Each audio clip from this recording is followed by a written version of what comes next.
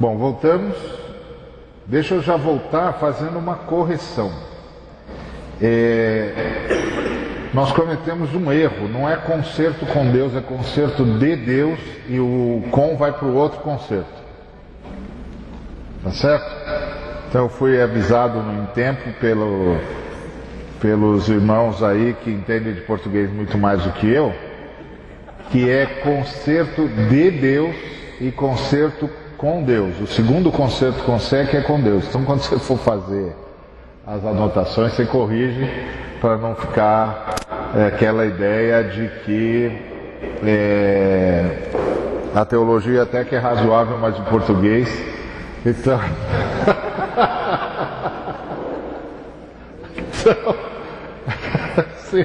você já muda, porque aí vai ficar um português mais... vai ficar português, né? Não vai ficar brasileiro. Então, arrependimento, ou concerto de Deus, ou concerto com Deus. Tá bom? Não sei se vai dar para mudar isso na hora que for fazer as edições, mas se não der, paciência. De qualquer maneira, eu vou pedir para o pessoal fazer um adendo logo no início, que houve um equívoco com a língua, mas que ainda o pessoal vai ter a informação. Tá bom? Como vocês podem notar, a cooperativa funcionou. Isso aqui é importante. Isso aqui é importante, porque se a cooperativa não funciona, você não sai do erro. Entendeu? E se você não aprende a reconhecer que errou, você nunca vai acertar. Tem de guardar isso no coração. Se você não aprender que errou, você nunca vai acertar. É por isso que o reino de Deus é uma cooperativa. Se não, agora eu já sei, na próxima vez eu já não cometo mais isso, ainda vou dar aula, porque a irmã me ensinou direitinho.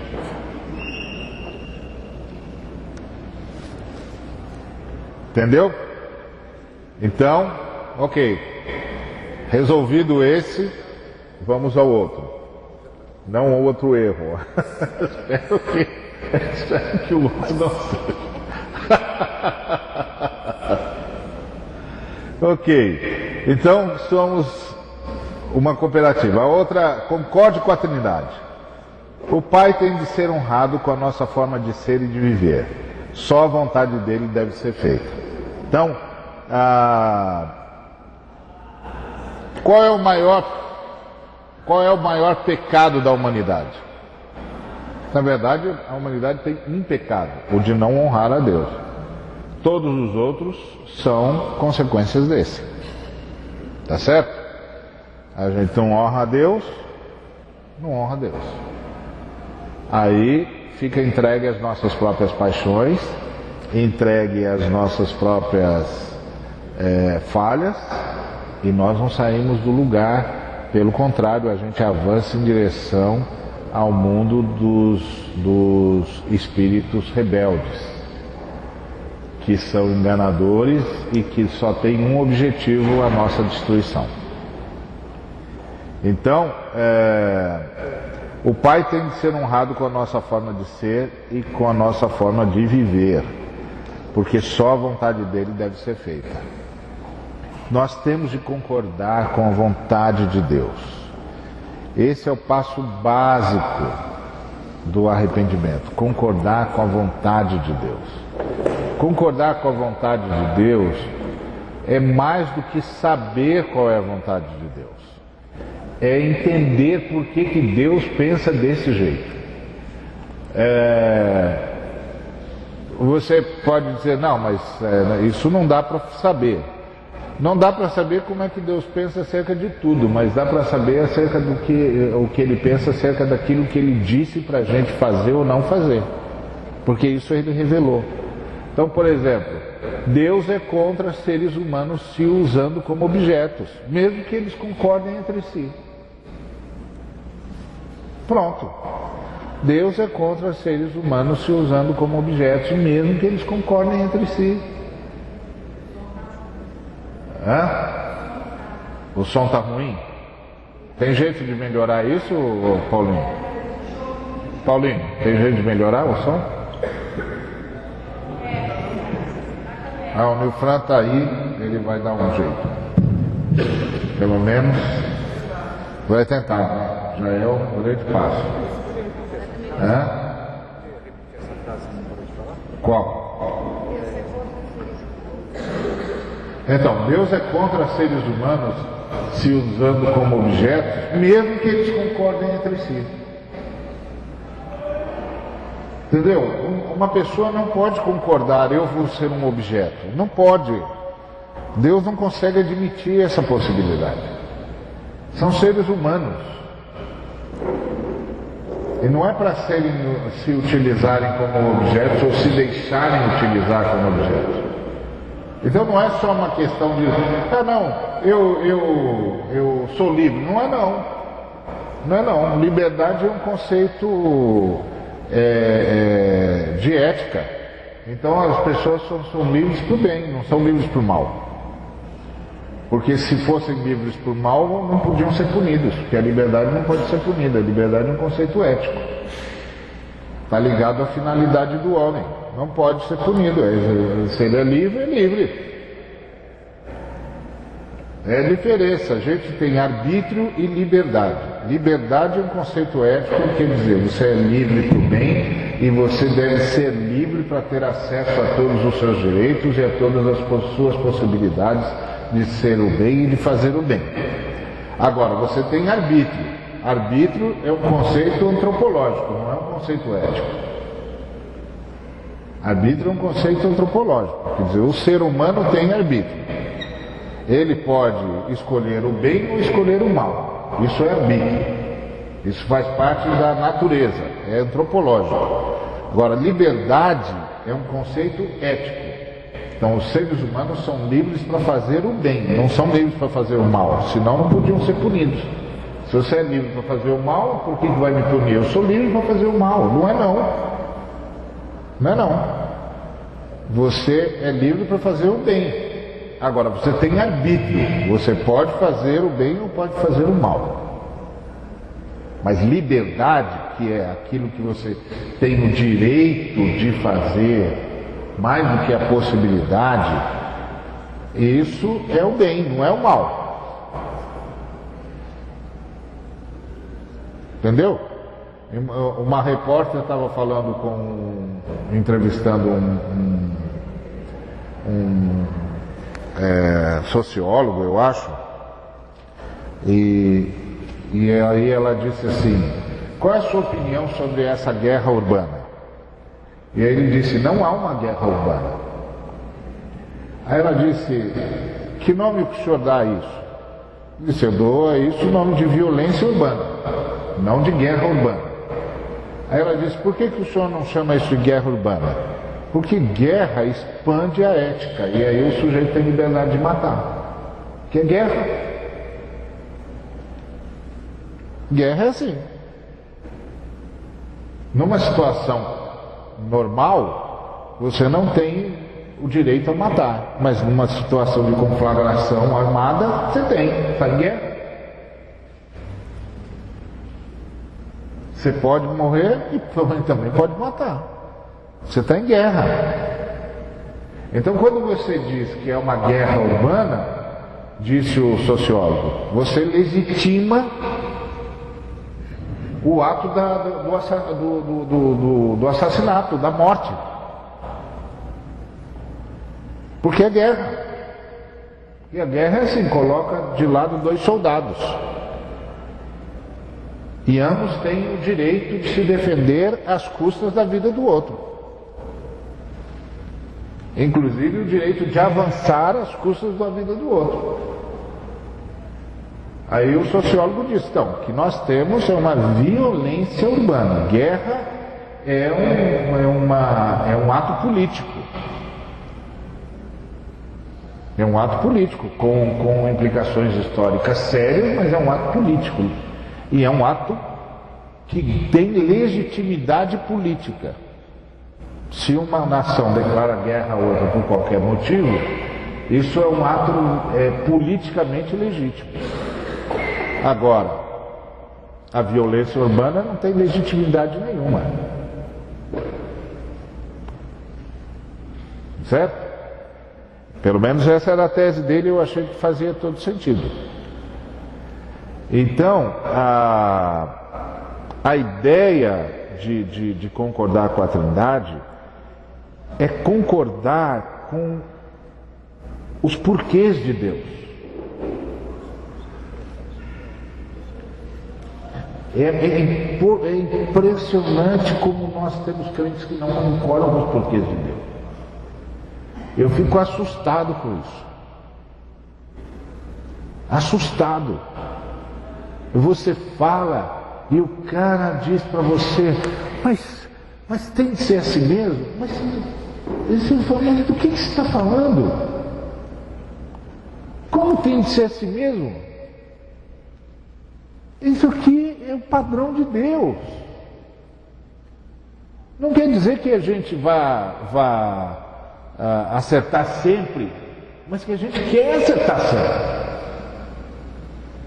Se não tem alguma coisa errada na base. Está errado na base. Por que está errado na base? Porque eu não concordei com Deus.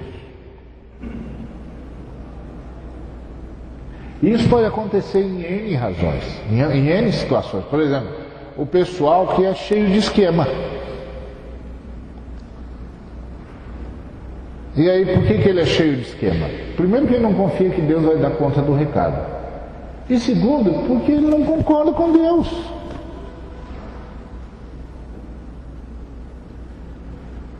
Então, é só uma questão de tempo.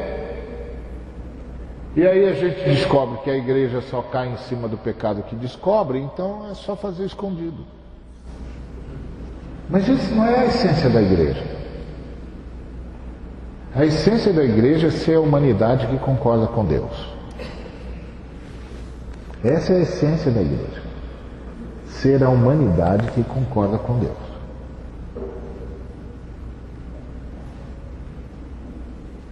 Então a gente concorda que o Pai tem de ser honrado na nossa forma de ser e na nossa forma de viver. Isso não quer dizer que a gente acerte sempre. E se a gente errar, a gente tem um advogado, que é Jesus. A gente fala com ele não só perdoa a gente, como muda todo na vida da gente, a gente começa de novo. Não é... Deus não está vigiando, dizendo, se eu te pegar... Não, tem nada disso. Só que hoje nós estamos falando do que significa arrependimento. É concordar com a Trindade. E uma das coisas com as quais a gente concorda com a Trindade é que o Pai tem de ser honrado com a nossa forma de ser e de viver, que só a vontade do Pai deve ser feita.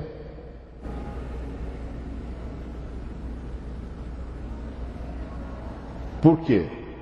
Porque o Pai quer o melhor para nós. Sempre. Sempre o melhor para nós. Então a gente faz porque a gente concorda com isso, que Ele quer o melhor. Que o que Ele está propondo é o melhor. Que a gente não tem agendas ocultas, não faz esquema. Porque o Pai não quer esse tipo de relacionamento. Porque esse relacionamento é um relacionamento maligno. Agora, aí você pode dizer, não, mas o próprio Jesus disse que quando você estiver entre as pombas, você é simples como a pomba, mas quando você estiver entre as serpentes, você é sagaz como as serpentes. Exato. Sagaz como a serpente não significa cometer os erros da serpente, mas significa não entrar no encanto da serpente. Você sabe exatamente o que a serpente quer, você cai fora. Você não entra no engano da serpente. Você não participa disso. E você não entra como ingênuo na festa. Não, eu sei o que está acontecendo aqui, eu não vou participar disso. É simples. E aí você sai e vai embora. Então concordar com a Trindade que só a vontade do Pai deve ser feita na terra como nos céus. Porque a vontade do Pai é a única coisa funcional que existe. Quer dizer, tudo que é fora da vontade do Pai é disfuncional. Disfuncional ao extremo. Disfuncional ao extremo. Está fora do lugar, totalmente fora do lugar. E aí eu uso sempre o exemplo do seguinte: é como se alguém entrasse e surpreendesse uma pessoa tentando pregar o prego na parede usando como martelo um jarro de vidro. Não vai dar certo, certo? Não vai dar. Com um jarro de vidro você não prega prego nenhum. Pelo contrário, o jarro vai estourar e você não sabe onde é que o vidro vai te acertar. Você pode inclusive perder um olho. É um risco gravíssimo, extremo, e não vai cumprir o seu objetivo. Tudo que é fora da vontade do Pai é assim, é como alguém tentando pregar um prego usando o jarro de vidro como martelo. Não vai dar certo. Então, e assim, deixar o Pai, portanto, mudar o nosso coração, como ele diz em Ezequiel 36, de 23 a 31. Lá em Ezequiel 33, de 23 a 31, ele diz como é que ele vai mudar o nosso coração. Como é que ele vai mudar o jeito da gente ser. Se você abrir a sua Bíblia em Ezequiel, você vai ver Deus dizendo isso para o povo de Israel, que por amor ao nome dele, ele vai mudar o povo de Israel. A partir do versículo 16, ele diz assim ao Ezequiel, que ele derramou o furor dele sobre o povo de Israel, no versículo 18, tirou o povo de Israel da terra, o povo de Israel estava espalhado entre as nações, mas quando ele chega nas nações, versículo 20, ele faz pior ainda, profana o nome do Senhor. Mas aí no versículo 21, o Senhor diz: mas eu tive compaixão do meu nome, e que a casa de Israel profanou. E aí ele diz, ele manda avisar a Israel que não é por causa de Israel que ele vai fazer o que vai fazer, mas por causa do nome dele. E que ele vai vindicar a santidade do nome dele, que foi profanado entre as nações, que foi profanado no meio dessas nações, para que as nações saibam que ele é o único Senhor. E como é que ele vai fazer? A gente esperava que ele fosse tornar a vida de Israel um inferno, mas ele faz o contrário. Ele diz que vai tirar Israel de entre as nações e vai levar de volta para casa. Ele diz que vai aspergir água pura sobre Israel e eles vão ficar purificados. Que ele vai dar um coração novo para o povo de Israel e vai colocar dentro do povo de Israel um espírito novo, que é o espírito dele. E que ele vai fazer com que o povo de Israel ande nos estatutos dele e guarde os juízos dele. E mais, que ele vai fazê-los habitar na terra que ele deu aos pais de Israel, aos pais da nação, vai livrá-los de todas as suas sujeiras, vai dar trigo, vai multiplicá-lo e não vai permitir mais a fome. Vai multiplicar o fruto das árvores e a novidade do campo, para que eles jamais passem por qualquer fome. E isso vai fazer eles se lembrarem dos maus caminhos, dos feitos que não foram bons, e eles vão se enojar de tudo que fizeram, eles vão mudar. Então, quando a gente concorda com Deus, as outras coisas que antes a gente achava naturais passam a nos enojar. Não aquela reação moralista, porque a reação moralista não é a que se enoja consigo mesmo, é a que se enoja com os outros. Esse é que é o problema. O moralista diz assim que está enojado com o pecado, mas é sempre com o pecado do outro. Não é isso que a Bíblia ensina. A Bíblia diz que a gente se enoja com o nosso. Porque das outras pessoas, a Bíblia ensina que a gente tem que ter misericórdia. Nós não somos nem o Deus delas, nem o juiz delas. Então nós delas temos misericórdia. E rogamos por elas. E nos aproximamos para ser o mais útil que a gente puder. São coisas diferentes. A gente reage conosco. Sempre conosco. Não com o outro. O outro a gente trata com amor e com misericórdia. Isso não quer dizer que você tem de apoiar o que o outro está fazendo. Não é nada disso. Isso quer dizer que você não é juiz do outro. Você só diz, olha, não estou nisso. Você quer fazer, é a sua vida, você e Deus se acertam. Eu não estou nisso. Não entendo que seja isso que Deus quer. Estou fora. É isso. Então, concordar com a Trindade é concordar com a honra que o Pai merece. Tem de lembrar sempre que Jesus Cristo veio para que o Pai fosse honrado. Jesus Cristo veio para que o Pai fosse honrado. Jesus Cristo morreu em nosso lugar, mas pelo Pai. Senão ele seria idólatra. Teria amado mais a gente do que a si mesmo. No sentido de, no mesmo nível que se ama a Deus. Não, ele amou o Pai profundamente. E por amor ao Pai, deu a vida pelos homens, pelos seres humanos. Fez isso num ato de amor ao Pai. É claro que Ele nos ama também.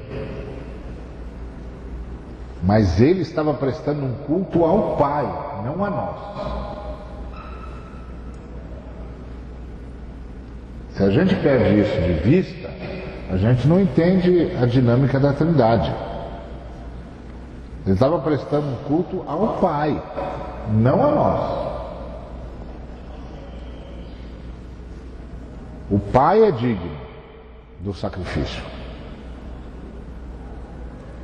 E ele estava reconhecendo o amor do Pai por nós. O amor da Trindade por nós. Então, concordar com a Trindade é concordar que o Pai tem de ser honrado. Com a nossa forma de ser e de viver. E daí, isso vai nos fazer, vai nos levar à oração do salmista. Sonda-me, ó Deus. Vê se há em mim algum caminho mau. Conhece os meus pensamentos. Essa é a ideia. E se for encontrado em mim algum caminho mau, guia-me pelo caminho direito. Eu gosto demais dessa oração, porque essa oração não diz assim, Senhor, sonda-me, conhece os meus pensamentos, vê se há em mim algum caminho mau, conta para mim, para eu poder dar um jeito. Essa oração diz, vê se há em mim algum caminho mau e guia-me. Guia-me pelo caminho direito. Então a ideia de guia-me para que o Pai seja honrado. Qual é o caminho direito? O caminho que honra o Pai. Esse é o caminho direito. Então concorde com a Trindade.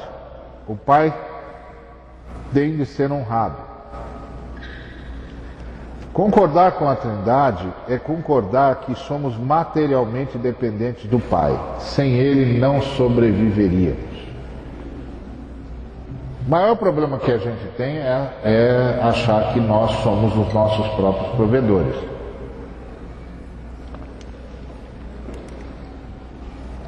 E achar que tudo é fruto do nosso trabalho.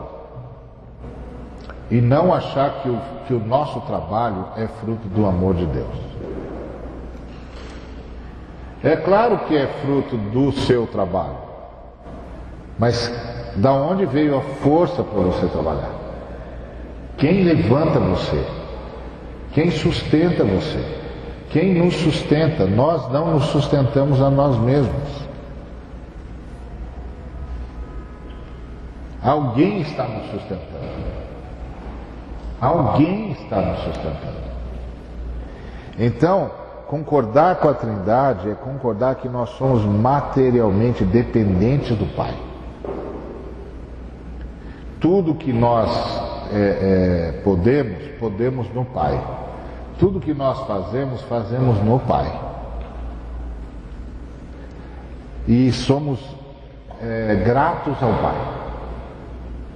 E fazemos pensando em todos. Tem de lembrar sempre disso. Que nós estamos distribuídos em dons. Simplesmente isso.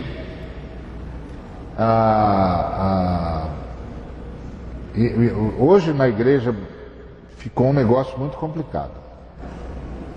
Porque as pessoas têm os dons de Deus e acham que podem cobrar por esses dons. E cobram mesmo. E agora os caras estão cobrando pesado.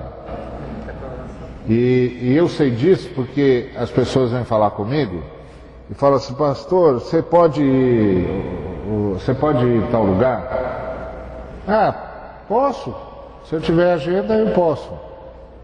Aí a pessoa fica assim meio sem jeito, aí olha e fala: mas o que isso significa? Bom, isso significa que se a data já estiver prometida para alguém, não dá para ir, porque é fisicamente impossível estar em dois lugares ao mesmo tempo. É isso que significa. Falou: não, mas assim, o que a gente precisa para poder levar o irmão até lá? Que eu tenha data. Se eu não tiver data, não dá mesmo, não, porque isso significa que eu já me comprometi com outro irmão. Eu já sou meio bagunçado com essa coisa de data, então tem de ficar vigiando esse negócio. Quanto mais eu vigio eu ainda não acerto, imagina. Aí, quando o irmão vê que eu não entro no assunto mesmo, ele fala: não, mas a gente queria saber quanto custa. Ah, não custa nada. Não custa nada. É só eu ter data, eu vou. Não, mas assim, a gente não precisa... Eu falei: o irmão quer me ajudar, é isso? Me ajuda a chegar lá, porque viajar no Brasil é caro. E nem sempre eu tenho dinheiro. Você me ajuda a chegar lá, eu prego, você me ajuda a voltar. Pronto. Não, mas o senhor não cobra nada? Não. Não. E quando nós começamos a fazer essas coisas aqui, os irmãos falaram: então a gente pode vender? Eu falei: não, só vende se tiver exposto gratuitamente no site. Aí o irmão vai comprar porque ele não quer pegar lá no site, ele quer ter o CD. O CD custa o trabalho dos irmãos, custa o material que eles vão comprar, eles precisam ter o trabalho deles remunerado. É outra história. Agora, o conteúdo está lá, vai lá e pega. Vai lá e pega. É de Deus, pode pegar, está lá. Eu me lembro que o irmão falou para mim assim uma vez: Ari, todo mundo cobra. Você tem esse direito.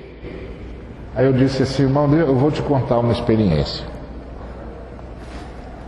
E a minha experiência é o seguinte: eu estava numa igreja, numa cidade do interior do Paraná. Eu era preletor num congresso de missões. Aí ele disse: sei. Então aí, era a última palestra, era minha. Certo. Aí eu fui para a coisa. Começou a cantar as músicas, o louvor foi andando. E eu não tinha o que dizer. Me deu um branco. Eu não tinha o que dizer, eu não sabia nada, não tinha nada para dizer. Eu comecei a orar. Deus, eu não tenho nada para falar aqui. Me deu um branco, eu não tenho nada, não tenho assunto, não tenho nada. Eu vou chegar lá e vou ficar olhando para a cara dos irmãos e eles para mim, até que alguém vai se tocar que acabou o culto, porque eu não tenho nada para falar. Eu preciso de uma mensagem. Eu preciso de uma mensagem, o Senhor precisa me dar uma mensagem. E a música vá.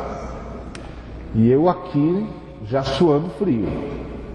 Terminou a música. Aí o pastor foi lá e falou: hoje, para encerrar o nosso congresso, nós temos aqui o nosso irmão Ariovaldo, ele vai trazer a palavra hoje. Eu falei: mas não vou mesmo, irmão, não tem palavra. Aí ele disse: pode vir para frente.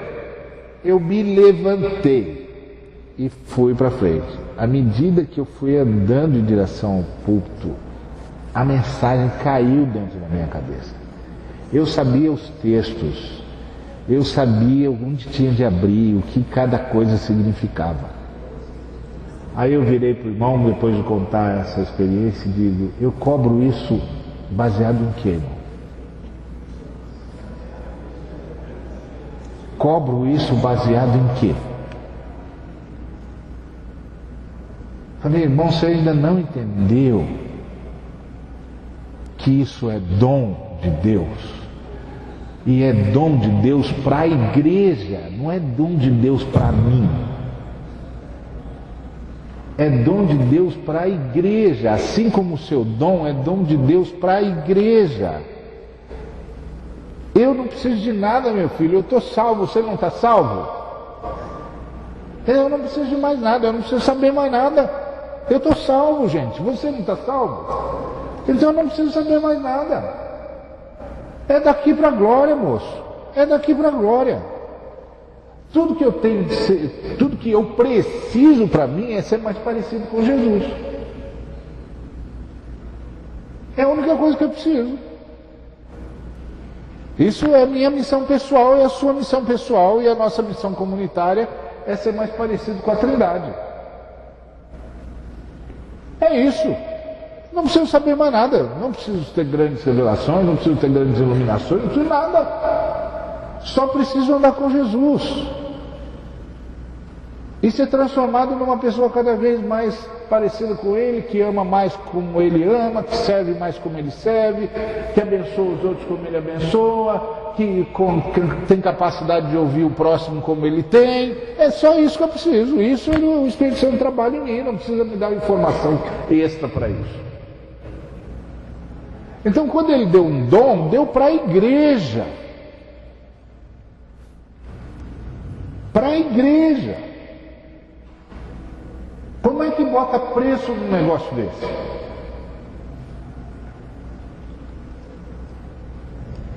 Tem alguma coisa muito errada no coração da igreja. Alguma coisa muito errada no coração da igreja. Alguém em algum lugar se perdeu.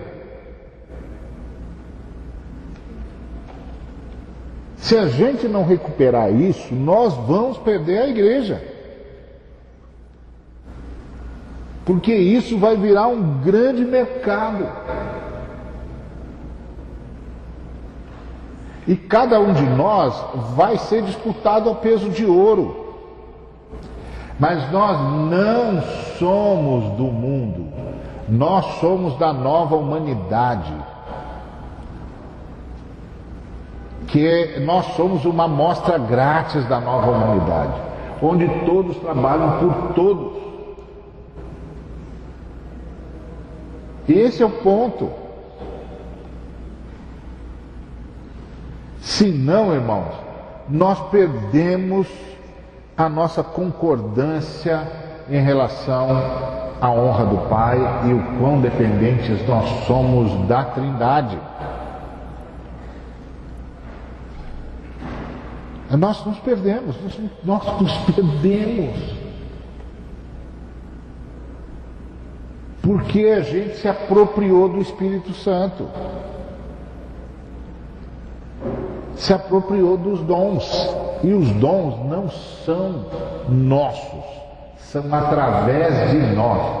Porque o dom é para a igreja, para abençoar a igreja. E eu estou dentro da igreja, e por isso que eu tenho dom, para abençoar a igreja.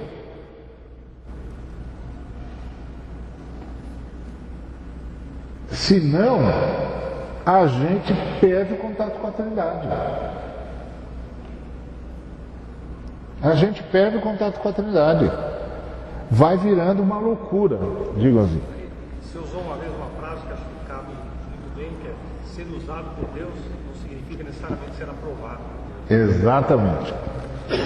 Ser usado por Deus não significa ser aprovado por Deus.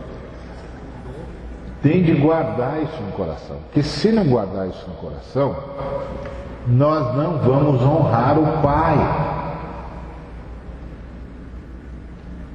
Nós não vamos honrar o Pai. Não vamos honrar a Trindade. Esse que é o ponto. Se não, vira um mercado. Vira um mercado, é um negócio horrível, e aí você para de abençoar a Igreja de Cristo. Para de abençoar a Igreja de Cristo.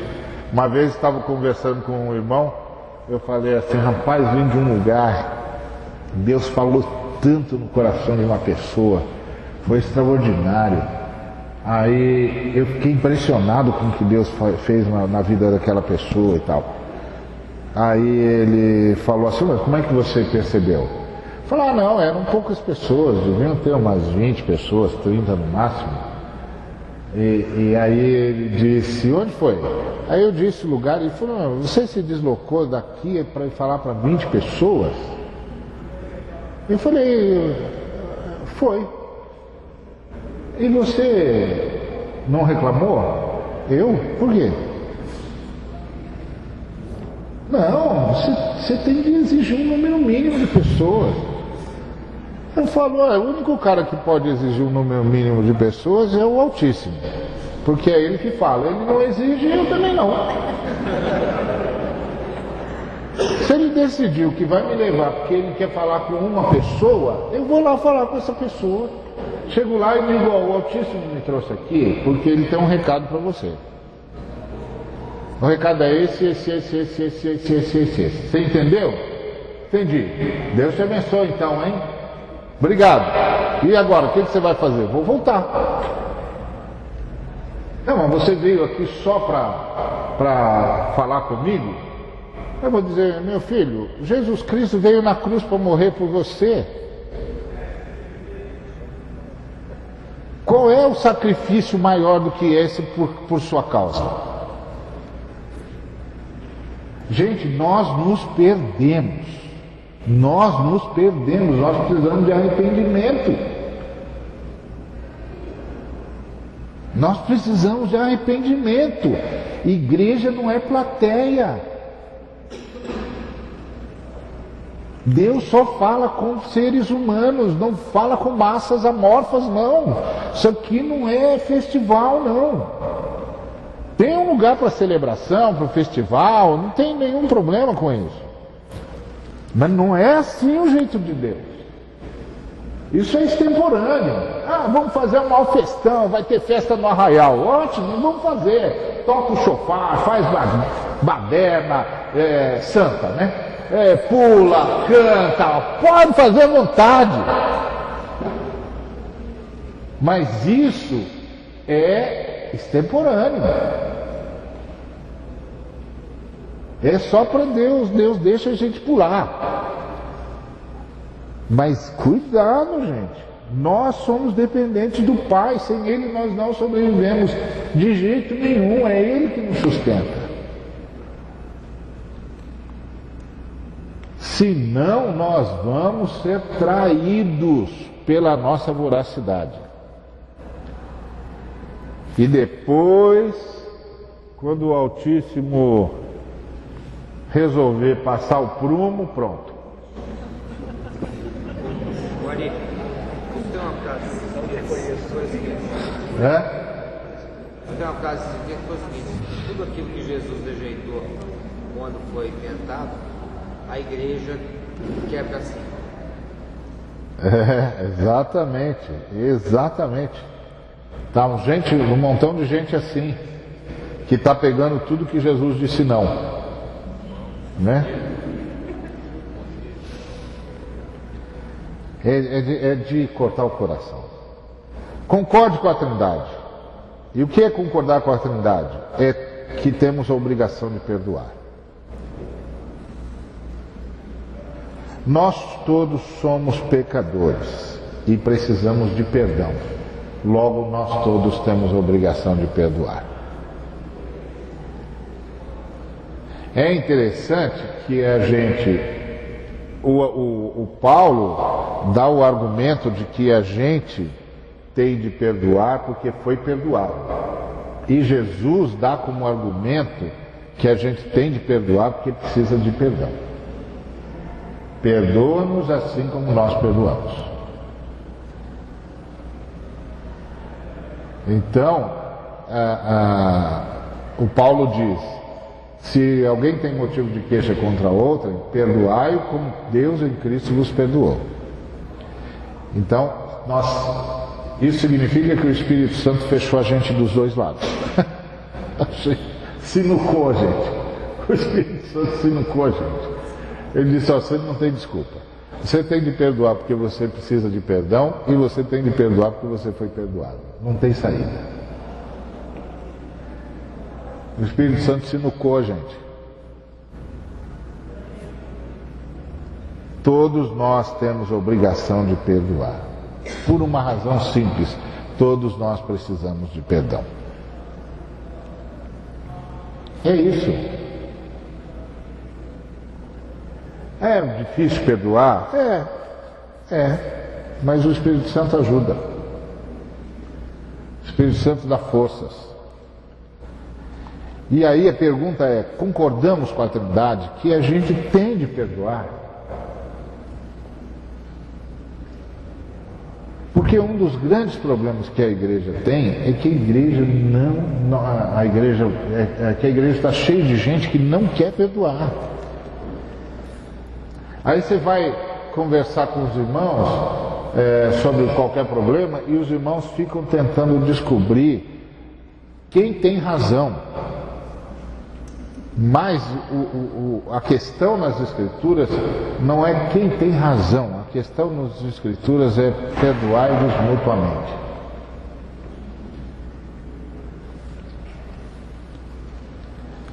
Perdoai-vos mutuamente. Então, a gente concorda com a Trindade dizendo: sabe de uma coisa, Senhor, é verdade, eu também preciso de perdão, e pronto, a pessoa está perdoada.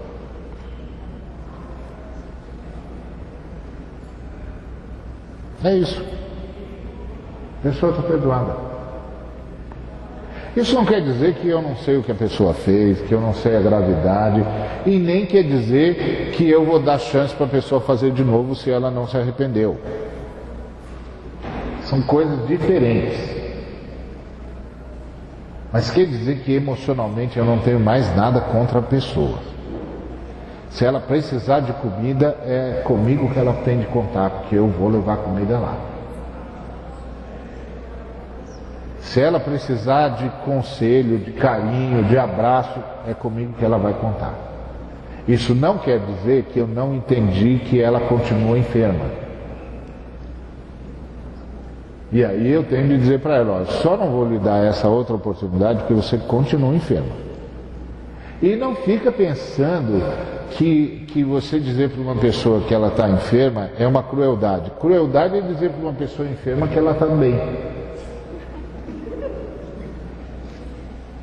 Que ela vai morrer. Você sabe que ela não está bem, você sabe que ela vai morrer.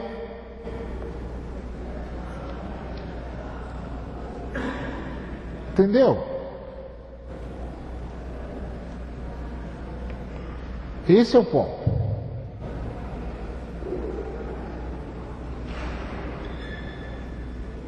Senão, a gente não aprende nada. É igual a irmã me chamar a atenção para a questão do português. É a melhor coisa que ela podia fazer. Está errado. Por que ela vai me deixar fazendo um negócio que ela sabe que está errado? E só se for um idiota acabado, em verso e prosa, para não dizer obrigado. Oh, que bom que você sabia e me avisou.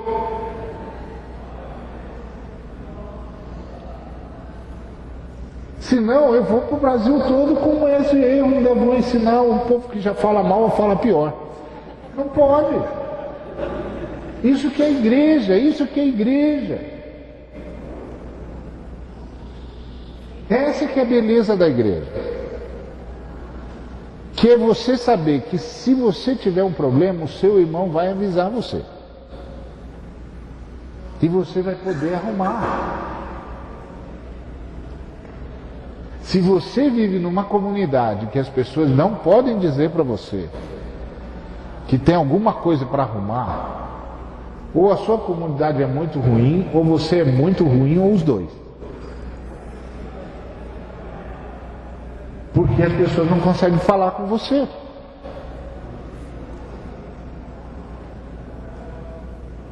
E qualquer pretensão à perfeição é uma idiotice.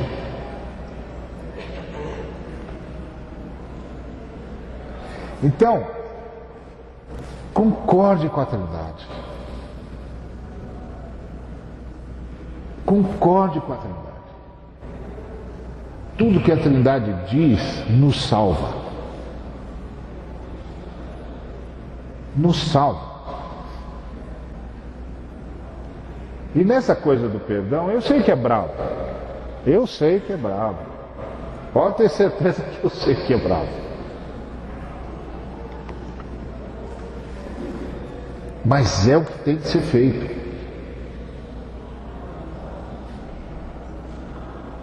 É o que tem que ser feito. Porque liberta a pessoa que é perdoada e liberta você.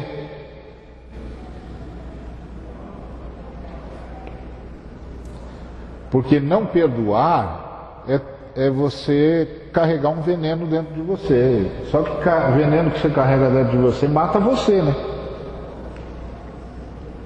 Não tem uma frase que diz que vingança que ódio ou vingança, não sei, é um veneno que você toma pensando que o outro que vai morrer? Falando de bobagem, mas tem jeito. Então, a gente concorda com a Trindade e aí a gente sai do estado de rebelião e fica no estado de adoração. O que mais? Concordar com a Trindade que nós somos espiritualmente dependentes do Pai. Sem Ele, seríamos presas fáceis do adversário de nossas almas. Jesus disse que era para a gente pedir a Deus para não deixar a gente cair em tentação. Então, o que Jesus está ensinando? Que eu só caio em tentação se eu não pedir ao Pai. O problema é que pedir ao Pai não é fazer uma rezinha. O que é que eu chamo de reza? É quando você pede uma coisa para o Pai, mas não está na verdade querendo. Você na verdade não está querendo aquilo. Você está querendo a outra coisa. Mas aí você diz para o Pai por desencargo de consciência. Não me deixa cair em tentação. Mas você está doido para o Pai deixar. Entendeu? Aí o Pai deixa. Porque o Pai olha para o coração e diz: certo, tudo bem, já entendi. Nos encontramos na outra curva. Que nessa eu já vi que eu perdi. Você não está querendo de verdade. Esse é o ponto. Se você não está querendo de verdade, o pai deixa, porque você tem arbítrio, e o pai respeita o seu arbítrio. Ele deixa. E depois vem falar com você de novo. E aí? Qual é a experiência depois disso? É assim mesmo, meu filho. Parece mel, mas é fel, né? Então agora podemos conversar? Pai, acho que agora podemos. Então vamos conversar aqui. É assim. A gente usou o arbítrio e o pai deixou. Então, sem o pai, nós somos presas fáceis do adversário de nossas almas. Sem o poder do pai, a gente é presa fácil. Porque o dito cujo lá, ele vem na veia. Aí você tem de ser alguém que concordou com a Trindade para dizer não. Não, estou fora disso, não quero. Me ajuda, Senhor, não quero. É diferente, inclusive, do quanto isso mexe com o seu sentimento. Porque você não quer com os seus valores. Não é com o seu sentimento. É com os seus valores que você não quer. Porque sentimento é um negócio instável. É um negócio instável. Você não pode pensar que você é o que você sente. Você é o que você acredita. Porque qualquer um pode manipular os nossos sentimentos. Eu conheço caras que, se viessem aqui no meu lugar, fariam vocês chorarem, pularem de alegria, darem cambalhota e vocês iam sair dizendo que era uma bênção.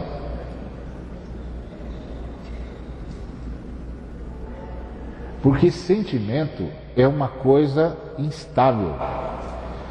Tem tudo a ver com o momento que você está vivendo, com as coisas que você sofreu, com o que você acabou de ver na rua enquanto estava vindo para cá. É assim que nós somos. O servo de Deus responsável não usa esse tipo de coisa. Mesmo sabendo, não faz. Porque sabe que não deve. Que tem de dar sempre lugar ao Espírito Santo. Isso não quer dizer que a gente não se emocione. Quando a gente se emociona, a gente se emociona. Mas aí tem que ser verdadeiro. Eu estou emocionado, eu estou emocionado. E não eu estou forjando um negócio para você ficar emocionado. Agora, quando eu estou emocionado e você está sentindo a mesma coisa que eu estou sentindo, a gente pode entrar junto num choro só ou numa alegria só. Então a questão não é contra ter emoção, é não ter nenhuma emoção que não seja provocada pelo Espírito de Deus, que é outra história. Porque o Espírito de Deus nos provoca. Às vezes o Espírito de Deus vem e a gente só sabe chorar. Ou às vezes o Espírito Santo de Deus vem e a gente transborda de alegria.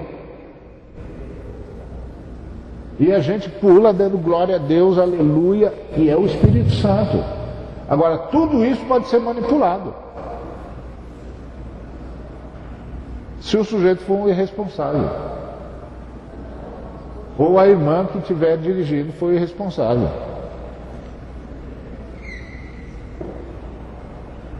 Então, essa coisa de ter uma profunda consciência de que você concorda com a Trindade quando você alinha os seus valores aos valores da Trindade. E aí você é capaz de dizer, não importa o que eu estou sentindo, Pai, me ajuda, eu não quero, eu não vou. E se for o caso, foge, mas não vou. A gente tem de um dia aprender a responder para as pessoas que dizem assim, mas você só não vai fazer isso por causa de Deus? a gente tem que chegar um dia que a gente diz, exato, como é que você acertou? Só não vou fazer isso por causa dele, porque eu concordo com ele. Ele está certo e o que eu estou sentindo está errado. Então eu não vou fazer porque ele está certo e ele vai me ajudar a vencer isso aqui. Isso aqui são os valores. A gente é o que a gente acredita, a gente não é o que a gente sente. Senão a gente fica à deriva dos espertalhões. Você não é o que você sente, você é o que você crê. O que você sabe de Deus. E o que você sabe do amor de Deus por você. E uma coisa que a gente aprende nesse caminho espiritual é que o diabo, ele provoca sensações. Você não se dá conta. Porque se um ser humano espertinho é capaz de fazer isso,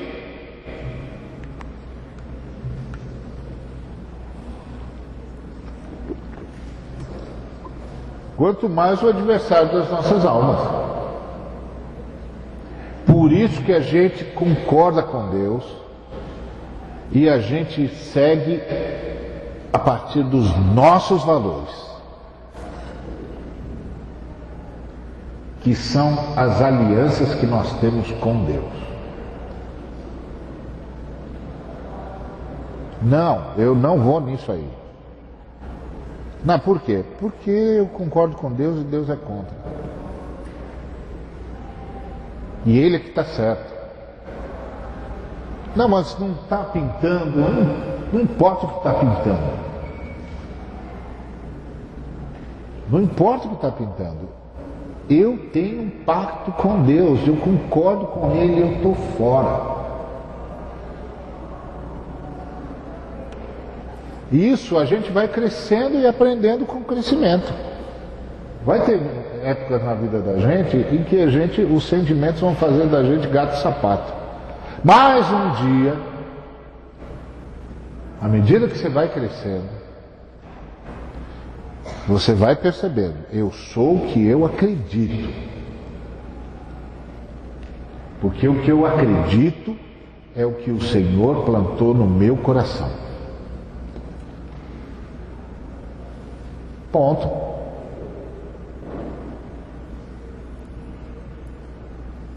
Então eu concordo com o Senhor. E aí você vence o diabo.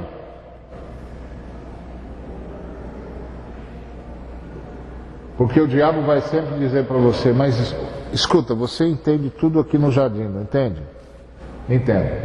Olha bem para essa fruta aí. Tá olhando? Tô. Tem cara de venenosa ou alguma coisa assim má? Não. Tem cara de que vai fazer algum mal para vocês? Não. Você já experimentou das outras frutas? Já. Todas. Essa é diferente das outras? Não. Quando você olha para essa daí, não fica com vontade de comer? Fico. E por que você não vai comer? Não, porque Deus disse que a gente vai morrer. Mentira! Deus não estraga prazer. Mentira! Deus é um sujeito egoísta. Ele não quer ninguém como ele, experimentando as coisas que ele experimenta. Só ele pode ser feliz. Aí ele fica cerceando vocês. Mentira! Imagina! Vocês não vão morrer coisa nenhuma. Pelo contrário, vocês vão ser igual a Deus. Vão saber o que Ele sabe. Vão ter o que Ele tem. É claro que os primeiros pais podiam ter dito para o adversário, não, igual a Deus nós já somos. Pensei que você estava trazendo uma novidade. Porque igual a Deus a gente já é. Nós somos imagem e semelhança dele. Mas não, ele ofereceu, você pode ter, você pode ter, você pode ter, você pode ter, você pode ter. E aí a gente caiu na esparrela que a gente é a soma daquilo que a gente tem. Não só aquilo que a gente tem de posses, como aquilo que a gente tem de experiências. Então a gente tem de ter todas as experiências para poder dizer que viveu. Mas quem disse que isso é vida? Quem disse que isso é vida? Quem disse que ser jogado de um lado para o outro é vida? Quem disse que virar objeto e transformar outros em objeto é vida? Quem disse que explorar e ser explorado é vida? Quem foi que disse isso?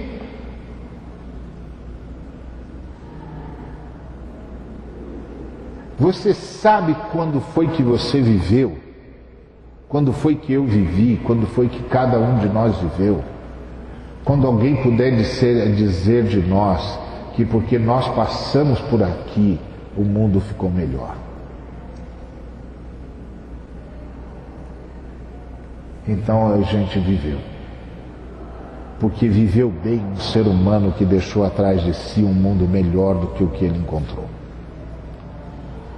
Gente se amando mais, gente se abençoando mais, gente se respeitando mais, gente adorando mais a Deus.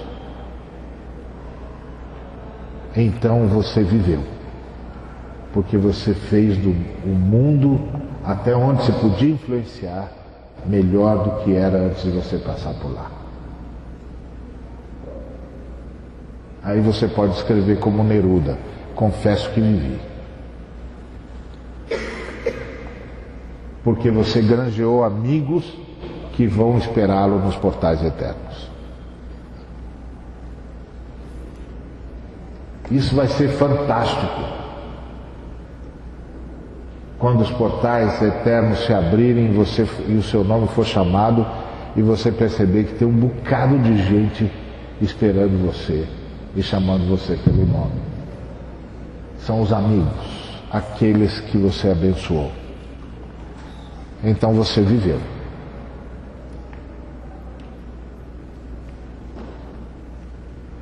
Quando você abençoou pessoas e se deixou ser abençoado por pessoas, então você viveu. Isso é concordar com a Trindade. É esse o significado profundo de arrependimento. Eu concordo com a Trindade. Claro que isso pode levar você a ter prejuízo. Por exemplo, vai ter negócio que você não vai fazer mais.